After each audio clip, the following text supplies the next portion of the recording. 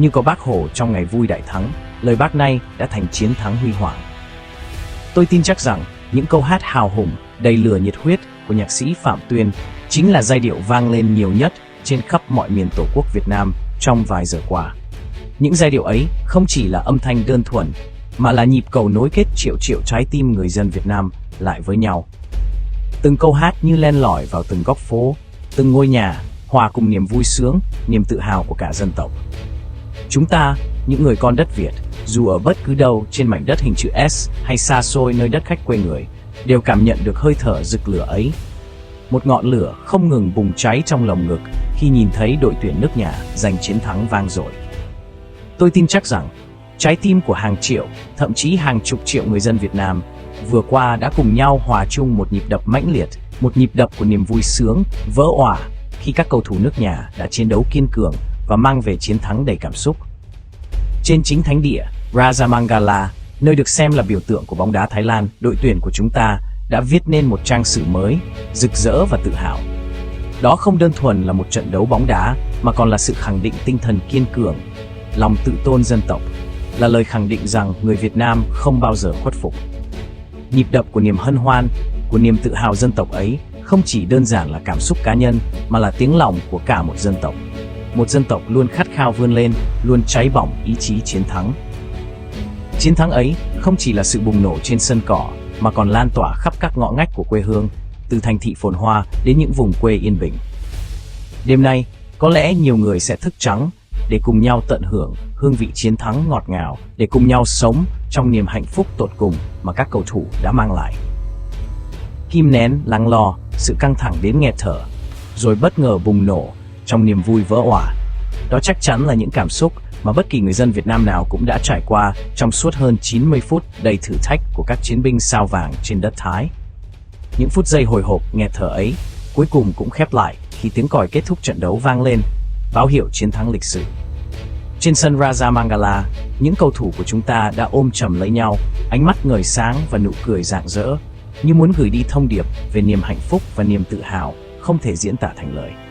Ở quê nhà, tôi tin rằng hàng triệu trái tim người Việt cũng đã hòa chung nhịp đập, cùng nhau lan tỏa niềm vui và niềm tự hào dân tộc mãnh liệt. Từ những con phố lớn nhộn nhịp ánh đèn đến những làng quê yên bình, cảm xúc ấy lan tỏa như ngọn lửa bừng cháy, kết nối mọi người với nhau. Lửa thử vàng, gian nan thử sức, câu nói ngàn đời của ông cha ta như một chân lý.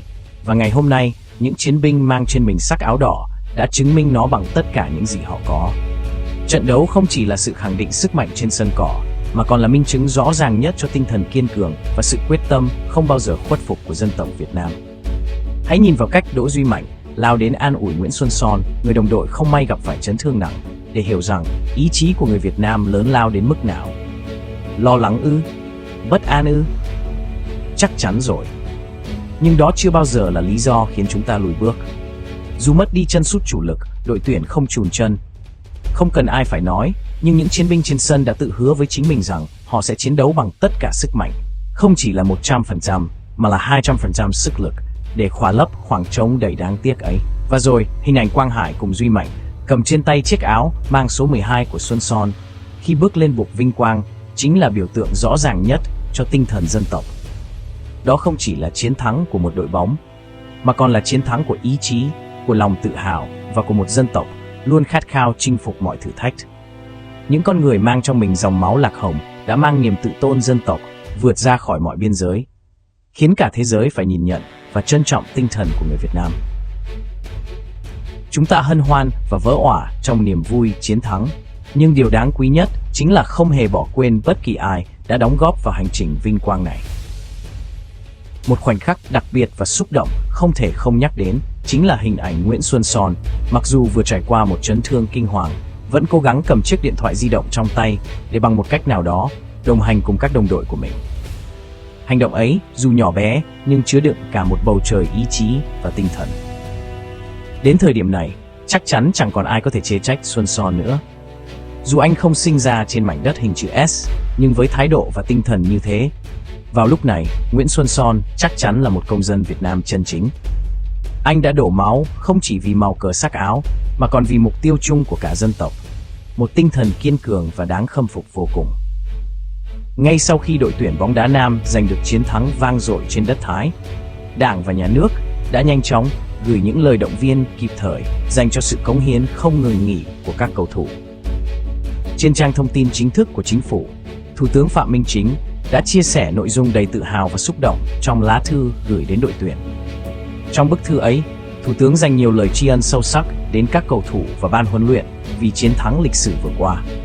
Đặc biệt, ông không quên gửi những lời thăm hỏi và động viên chân thành nhất đến Nguyễn Xuân Son, hy vọng rằng quá trình điều trị và hồi phục của anh sẽ diễn ra thuận lợi trong tương lai.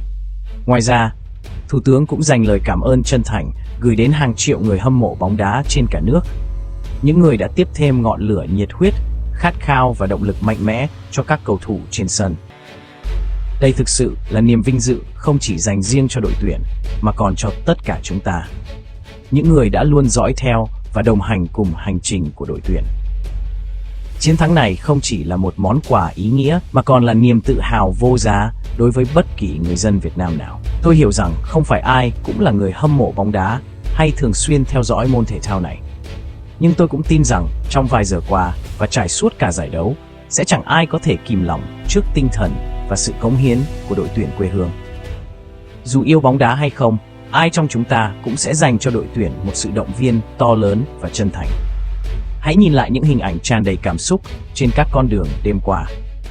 Niềm vui, sự tự hào và tình yêu đất nước như được thắp sáng trong ánh mắt, nụ cười của hàng triệu người dân Việt Nam. Họ đổ ra đường, hòa chung nhịp đập với cả nước, hát vang những bài ca chiến thắng, hô to tên Bác Hồ kính yêu và để những lá cờ đỏ sao vàng bay phấp phới khắp nơi.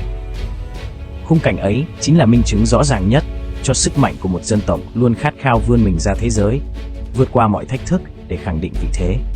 Theo các thông tin từ báo Thanh niên và báo Dân trí, trước khi trận đấu giữa Việt Nam và Thái Lan diễn ra, hàng ngàn cổ động viên đã tập trung tại nhiều địa điểm công cộng để cùng đồng hành với đội tuyển. Và khi tiếng còi cuối cùng vang lên, hàng vạn người đã ùa ra đường, biến các con phố trở thành những dòng sông đỏ rực của niềm vui và niềm tự hào. Thành phố Hồ Chí Minh, Hà Nội, Đà Nẵng, từ Bắc chí Nam, đâu đâu cũng là hình ảnh của những đoàn người rộn ràng ăn mừng. Tiếng kèn, tiếng trống, những băng rôn và khẩu hiệu phủ kín mọi con đường mà người hâm mộ đi qua. Nhưng niềm vui ấy không chỉ nằm ở chiến thắng, mà còn đến từ sự nỗ lực không ngừng nghỉ của các cầu thủ. Người dân không đổ ra đường chỉ để ăn mừng một kết quả, mà còn để tôn vinh tinh thần chiến đấu của đội tuyển. Trải qua bao chiến dịch, bao trận đấu, người hâm mộ luôn đồng hành, luôn ủng hộ. Dù thắng hay thua, chỉ cần các cầu thủ thi đấu hết mình, họ luôn nhận được sự cổ vũ chân thành từ những trái tim nhiệt thành nhất. Và không chỉ các thành phố lớn, không khí chiến thắng đã bùng nổ khắp mọi miền đất nước. Ngay cả những vùng quê xa xôi, nơi mà cuộc sống thường ngày bình dị, niềm vui chiến thắng vẫn lan tỏa như một làn sóng lớn. Điều này chẳng có gì lạ, bởi tình yêu bóng đá và tình yêu Tổ quốc luôn là thứ gắn kết dân tộc Việt Nam, vượt qua mọi khoảng cách và ranh giới. Từ người già đến trẻ nhỏ, từ những đôi vợ chồng trẻ đến những cụ già tóc bạc, tất cả đều chung một niềm tự hào. Chiến thắng lịch sử này không chỉ mang lại niềm vui, mà còn là biểu tượng của tinh thần đoàn kết và lòng yêu nước mãnh liệt. Hàng ngàn cổ động viên đã tạo nên một lễ hội đầy màu sắc, một bức tranh tuyệt đẹp về niềm tự hào dân tộc mà chúng ta sẽ còn nhắc mãi về sau. Tuy nhiên, điều khiến chúng ta tự hào không chỉ nằm ở chiến thắng trên sân cỏ, mà còn ở cách người hâm mộ thể hiện niềm vui một cách văn minh và đầy trách nhiệm. Theo ghi nhận từ nhiều tờ báo lớn trong nước, dù lượng người đổ ra đường ăn mừng rất đông, đa phần cổ động viên đều giữ gìn trật tự và tuân thủ nghiêm ngặt các quy định về an toàn giao thông. Những hình ảnh đẹp và đáng khen ngợi đã xuất hiện khắp nơi. Những đoàn xe dài di chuyển chậm rãi, nhường đường cho xe cấp cứu và các phương tiện ưu tiên, mọi người không chen lấn hay gây cản trở giao thông. Tiếng còi xe, tiếng hò reo vang vọng khắp các con phố, nhưng tất cả đều diễn ra trong khuôn khổ, không làm ảnh hưởng đến những người xung quanh. Đây thực sự là một nét đẹp văn hóa, thể hiện tinh thần đoàn kết, ý thức cộng đồng và lòng tự hào dân tộc sâu sắc của người Việt Nam. Việc ăn mừng chiến thắng một cách văn minh không chỉ làm đẹp hình ảnh của cổ động viên Việt Nam trong mắt bạn bè quốc tế, mà còn khẳng định sự tiến bộ trong ý thức xã hội của người dân. Niềm vui chiến thắng càng trở nên trọn vẹn hơn khi mọi người cùng nhau gìn giữ sự an toàn, trật tự và sạch đẹp cho thành phố. Đó chính là minh chứng cho một tinh thần yêu nước nồng nàn nhưng đầy trách nhiệm và văn hóa, một nét đẹp đáng trân quý trong đời sống của người Việt. Chiến thắng trước Thái Lan không chỉ đơn thuần là một trận đấu bóng đá, mà còn là niềm tự hào và là dấu son rực rỡ trong lịch sử thể thao Việt Nam. Trận đấu ấy mang đến những cảm xúc vỡ òa, khiến hàng triệu trái tim người Việt hòa chung nhịp đập với tình yêu quê hương, tình yêu dân tộc. Chiến thắng này không chỉ đến từ kỹ năng xuất sắc của các cầu thủ, mà còn là kết quả của tinh thần đoàn kết, sự nỗ lực không ngừng nghỉ và niềm tin vững chắc vào một tương lai rực rỡ của bóng đá nước nhà. Trên khắp cả nước, từ thành thị phồn hoa đến những vùng nông thôn xa xôi, từ các em nhỏ đến những người già, tất cả đều hòa chung trong niềm vui chiến thắng. Những con đường rợp bóng cờ đỏ sao vàng, tiếng hô vang Việt Nam vô địch vang lên khắp nơi. Những hình ảnh ấy khiến mỗi người dân Việt Nam càng thêm tự hào về hai chữ thiêng liêng Việt Nam. Đây không chỉ là một ngày để chúng ta ăn mừng chiến thắng, mà còn là dịp để mỗi người tự nhắc nhở bản thân về giá trị thiêng liêng của tình yêu nước, về sức mạnh to lớn của sự đoàn kết trong những giai đoạn thử thách. Ngày hôm nay, những bài ca chiến thắng không chỉ vang lên trên các con phố, mà còn ngân vang trong trái tim của mỗi người Việt Nam. Ngày mai, và thậm chí nhiều năm sau nữa, ký ức về chiến thắng lịch sử này sẽ tiếp tục sống mãi, trở thành nguồn cảm hứng bất tận cho các thế hệ trẻ. Đó là lời nhắn gửi mạnh mẽ về tình yêu quê hương đất nước và khát vọng không ngừng vươn lên để khẳng định bản lĩnh và sức mạnh của dân tộc Việt Nam. Vậy bạn đã bao giờ tự hỏi vì sao mỗi lần đội tuyển bóng đá Việt Nam giành chiến thắng, cả đất nước lại như hòa mình vào một lễ hội thực sự chưa?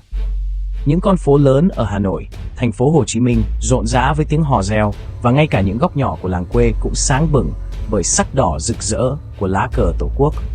Tất cả, từ thành thị đến nông thôn, cùng hòa chung nhịp đập để ăn mừng chiến thắng của bóng đá nước nhà. Nhiều người nghĩ rằng người Việt Nam yêu bóng đá hơn bất cứ điều gì. Nhưng thực tế, bóng đá chỉ là chất xúc tác. Thứ thực sự khiến chúng ta bùng nổ không phải chỉ là môn thể thao ấy, mà chính là lá cờ đỏ sao vàng, biểu tượng thiêng liêng của dân tộc. Lá cờ ấy không chỉ đơn thuần là biểu tượng của một quốc gia, mà còn là hiện thân của tinh thần dân tộc, của niềm tự hào đã được bồi đắp qua hàng nghìn năm lịch sử. Mỗi lần lá cờ ấy tung bay, nó gợi lên trong mỗi người Việt Nam lòng tự hào mãnh liệt, niềm tin vững chắc vào sức mạnh của quê hương. Vậy, điều gì khiến lá cờ đỏ sao vàng trở nên đặc biệt và in sâu trong trái tim của mỗi người dân Việt Nam đến vậy? Hãy cùng nhau tìm hiểu và cảm nhận những giá trị mà lá cờ ấy mang lại, không chỉ qua những chiến thắng trên sân cỏ, mà còn qua ý nghĩa sâu xa trong lòng dân tộc. Có lẽ đã rất lâu rồi, chúng ta, những người Việt Nam, mới được tận hưởng cảm giác tuyệt vời như trong những ngày vừa qua. Cảm giác sung sướng, phấn khích và tự hào tột độ mà bóng đá cùng đội tuyển Việt Nam mang lại sau những chiến thắng ấn tượng tại Asian Cup. Cả đất nước như bùng nổ trong niềm vui. Từ Việt Trì, nơi diễn ra những trận đấu sân nhà của đội tuyển, cho đến Hà Nội, thành phố Hồ Chí Minh và nhiều tỉnh thành khác, đâu đâu cũng thấy người người đổ ra đường, hòa mình vào bão đêm December Kingston. Cờ đỏ sao vàng tung bay khắp nơi, tiếng hô vang Việt Nam vô địch vọng khắp các con phố. Không kể tuổi tác, nghề nghiệp hay vùng miền, tất cả đều hướng về những chiến binh sao vàng với niềm tự hào và sự ngưỡng mộ.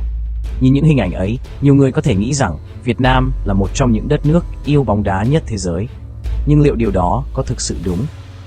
Trên thực tế, tình yêu của người Việt Nam dành cho bóng đá không cuồng nhiệt như vẻ bề ngoài mà chúng ta thường nghĩ. Nền bóng đá vững mạnh của một quốc gia thường được xây dựng từ giải vô địch quốc gia, nơi các trận đấu nội địa nuôi dưỡng tình yêu bóng đá. Tuy nhiên, giải V-League, giải đấu cao nhất của bóng đá Việt Nam, lại không nhận được nhiều sự quan tâm từ người hâm mộ. Theo thống kê gần đây, lượng khán giả trung bình tại V-League mùa giải 2024-2025 chỉ đạt hơn 5.000 người mỗi trận, con số thấp nhất trong 10 mùa bóng gần đây. Thậm chí, mức này còn thấp hơn trung bình của các giải khu vực như Thai League hay Indonesia Liga. Nhiều sân vận động chỉ lấp đầy khoảng 1/3 sức chứa, tạo nên một khung cảnh vắng vẻ và thiếu sôi động. Tình trạng này không chỉ xảy ra ở V-League, ngay cả đội tuyển quốc gia cũng không phải lúc nào cũng nhận được sự ủng hộ nồng nhiệt từ người hâm mộ. Bạn có còn nhớ câu nói nổi tiếng của HLV Park Hang-seo không? Người Việt Nam chỉ yêu bóng đá thắng thôi. Câu nói ấy đã đúc kết chính xác thực trạng của tình cảm mà nhiều khán giả Việt Nam dành cho bóng đá. Khi đội tuyển đạt thành tích tốt, sân vận động chật kín và không khí rực lửa. Nhưng khi phong độ giảm sút, lượng khán giả sụt giảm rõ rệt. Minh chứng rõ ràng nhất là những hình ảnh tương phản. Một trận đấu trong dịp FIFA Day hồi tháng 9 tại sân Mỹ Đình, khi đội tuyển Việt Nam rơi vào thời điểm khó khăn và niềm tin của người hâm mộ chạm đáy, khán đài gần như trống vắng. Những thực tế ấy cho thấy tình yêu bóng đá của người Việt Nam không chỉ là về trận đấu hay môn thể thao, mà còn phụ thuộc nhiều vào cảm giác tự hào khi chiến thắng. Nhưng liệu đó có phải là điều mà bóng đá cần nhất để phát triển? Đây là một câu hỏi mà chúng ta cần suy ngẫm. Chỉ 3 ngày trước, không khí sôi động của trận chung kết lượt đi Asian Cup 2024 đã làm bừng sáng khắp các khán đài và con phố. Trận đấu giữa đội tuyển Việt Nam và đối thủ Thái Lan diễn ra trong sự náo nhiệt, với khán đài chật kín và đường phố rợp sắc đỏ. Thế nhưng, thái độ của khán giả dường như thay đổi hoàn toàn chỉ vì sự khác biệt về thành tích. Một minh chứng rõ ràng là sự kiện được chú ý nhất của đội tuyển quốc gia tại Asian Cup lại phải chuyển đến sân Việt Trì, bởi sân vận động quốc gia Mỹ Đình được ưu tiên cho một buổi ca nhạc. Nếu người Việt Nam thực sự yêu bóng đá như cách chúng ta vẫn nghĩ, làm sao có thể xảy ra chuyện sân vận động quốc gia, biểu tượng của bóng đá nước nhà, lại không phải là lựa chọn hàng đầu? Điều này nói lên điều gì? Thực tế là người Việt Nam yêu chiến thắng hơn là yêu bóng đá thuần túy. Bóng đá không phải là một phần không thể thiếu trong văn hóa hay đời sống hàng ngày của chúng ta, như ở các quốc gia châu Âu hay Nam Mỹ. Chính vì thế, nếu không có chiến thắng hay những khoảnh khắc vinh quang, bóng đá ở Việt Nam dường như mất đi sức hút vốn có. Nhưng vì sao mỗi khi đội tuyển giành chiến thắng, người dân Việt Nam lại ăn mừng cuồng nhiệt đến như vậy? Trong ngày Tết, ngày Quốc khánh, ngày Giải phóng hay các ngày lễ hội địa phương, nhà nhà đều treo cờ. Thế nhưng, ngày mà đội tuyển bóng đá giành chiến thắng lại là ngày đặc biệt nhất, ngày mà những lá cờ đỏ sao vàng được phất cao nhiều nhất trong năm. Nghe có vẻ kỳ lạ, nhưng đó là sự thật. Bởi Việt Nam có thể không phải là quốc gia quá hâm mộ bóng đá, nhưng chúng ta lại rất yêu lá cờ đỏ sao vàng. Lá cờ ấy không chỉ là biểu tượng quốc gia, mà còn là hiện thân của tinh thần dân tộc, của niềm tự hào. Mỗi khi đội tuyển chiến thắng, người dân như có thêm một lý do chính đáng để mang lá cờ ấy ra đường, cùng hò reo, ăn mừng và chia sẻ niềm vui chiến thắng với tất cả mọi người. Với người Việt, chiến thắng không chỉ là thành quả của đội tuyển, mà còn là chiến thắng của cả dân tộc. Lá cờ chính là cách họ truyền tải niềm tự hào đó. Người Việt Nam yêu lá cờ của mình đến mức mỗi dịp như vậy là một cơ hội để lá cờ xuất hiện rực rỡ. Nó không dừng lại ở biểu tượng chiến thắng, mà còn là sự kết nối cộng đồng, một cách thể hiện tinh thần đoàn kết và niềm tự hào dân tộc rõ ràng nhất. Điều đặc biệt là, không giống những ngày Tết hay Quốc khánh, vốn mang tính truyền thống và trang nghiêm, những ngày đội tuyển giành chiến thắng mang đến một cảm giác tự do và phấn khởi khác biệt. Bóng đá trở thành ngọn lửa khơi dậy tinh thần đoàn kết, và lá cờ chính là biểu tượng mạnh mẽ nhất để thể hiện cảm xúc đó, một cách thật tự nhiên và đầy mãnh liệt. Không khí ăn mừng bóng đá của người Việt Nam luôn mang một màu sắc khác biệt, đó là sự bùng nổ cảm xúc không giới hạn, nơi mà mỗi người có thể thoải mái thể hiện niềm vui, sự phấn khích và niềm tự hào. Dù có phải chờ đợi hàng năm trời, người Việt vẫn luôn sẵn sàng đổ ra đường, cháy hết mình để ăn mừng chiến thắng. Tình yêu mãnh liệt dành cho lá cờ đỏ sao vàng không phải là điều ngẫu nhiên, mà là kết quả của hàng nghìn năm lịch sử, nơi tinh thần dân tộc được xây dựng qua biết bao thế hệ. Lá cờ ấy đã chứng kiến những cuộc đấu tranh gian khổ, những chiến thắng oai hùng, và trở thành một phần không thể tách rời trong lòng mỗi người dân Việt Nam. Từ những ngày tháng chiến tranh, khi lá cờ được giương cao trên các chiến trường khốc liệt, đến hôm nay, trong những khoảnh khắc hòa bình và tự do, lá cờ đỏ sao vàng vẫn là biểu tượng cho sức mạnh của tinh thần đoàn kết. Điều đặc biệt là tình yêu này không chỉ giới hạn trong nước, mà còn theo chân những người Việt đi xa, trở thành một phần của họ ở bất cứ nơi nào trên thế giới. Bạn có nhận ra không? Trong các trận đấu quốc tế như Euro hay World Cup, dù đội tuyển Việt Nam không tham gia, lá cờ đỏ sao vàng vẫn xuất hiện đầy tự hào trên khán đài. Những người hâm mộ bóng đá Việt Nam mang theo lá cờ ấy để khoe với thế giới, như một cách khẳng định người Việt Nam cũng có mặt tại cuộc vui này. Hình ảnh lá cờ đỏ sao vàng phổ biến đến mức tại kỳ Euro 2020, một trong những câu hỏi được tìm kiếm nhiều nhất về giải đấu chính là: tại sao trong trận đấu giữa hai đội bóng châu Âu lại có lá cờ Việt Nam? Câu trả lời là, dù là kiều bào sinh sống ở nước ngoài hay những khán giả từ Việt Nam đến xem, họ mang theo lá cờ không chỉ như một biểu tượng quốc gia, mà còn như một phần của chính bản thân. Nếu không thể trở về Việt Nam để cổ vũ đội tuyển, người Việt ở khắp nơi sẽ đến các sân bóng quốc tế, dùng lá quốc kỷ để gửi gắm tình yêu quê hương. Lá cờ ấy không chỉ là biểu tượng của một quốc gia, mà còn là cách để họ thể hiện lòng tự hào dân tộc, nối liền tình yêu đất nước, dù ở bất cứ nơi đâu. Bạn có biết giải thưởng video TikTok của năm 2024 được trao cho nội dung nào không? Đó chính là video của anh Đỗ Kim Phúc, một chàng trai tài năng đã mang theo lá cờ đỏ sao vàng, thực hiện những kỹ thuật tâng bóng điêu luyện trong một trận đấu tại Tây Ban Nha. Video này không chỉ chinh phục trái tim khán giả bởi tài năng của anh, mà còn bởi thông điệp sâu sắc mà nó truyền tải. Hình ảnh lá cờ Việt Nam tung bay trên sân cỏ châu Âu đã thể hiện một cách đầy tự hào tinh thần dân tộc, gắn kết tình yêu bóng đá với lòng yêu nước mãnh liệt. Hành động của anh Đỗ Kim Phúc là một minh chứng tuyệt vời cho việc người Việt, dù ở bất kỳ đâu, vẫn luôn khẳng định bản sắc và niềm tự hào về quê hương.